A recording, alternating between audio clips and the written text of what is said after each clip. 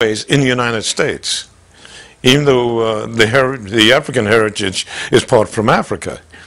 But the Native American heritage is the land here.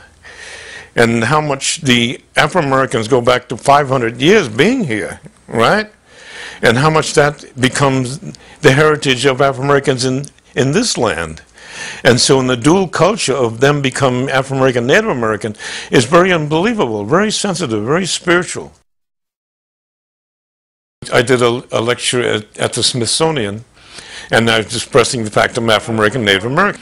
And I asked, since half of the audience was Afro-American, and I asked how many in the audience are part Native American.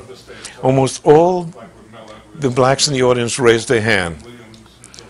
And after they put their hands down, there's a man stood up in the back and says, the only reason I didn't put up my hand because I don't know, which has to do with many. They just have no idea and know anything about that. So I was surprised that all these Afro-Americans in the audience raised their hand. How much do they know about that dual culture? So at the end, with the talk was over and I met a lot of people, I asked some of them.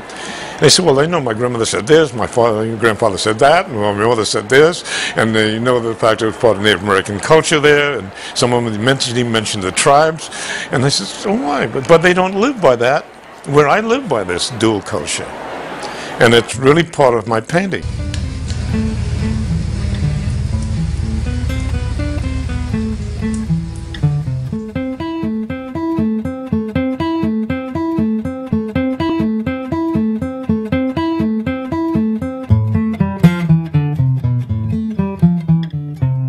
In recent years, I realized what the various influences are in terms of color and patterns of design and composition.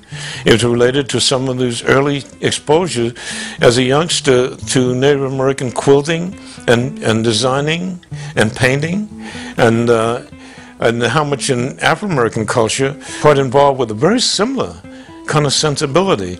So when they both come together, I guess that is my world and that's my identity. It's all subconscious now, and it just comes out at the end of the brush.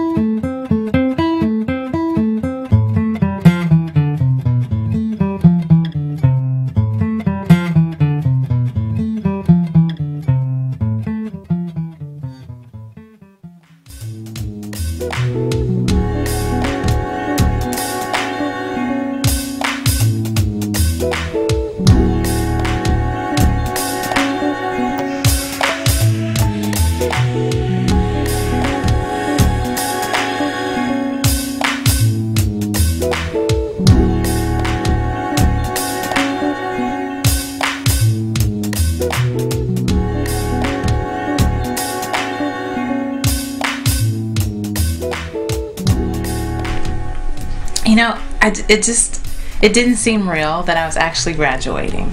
This was the main mark in my life.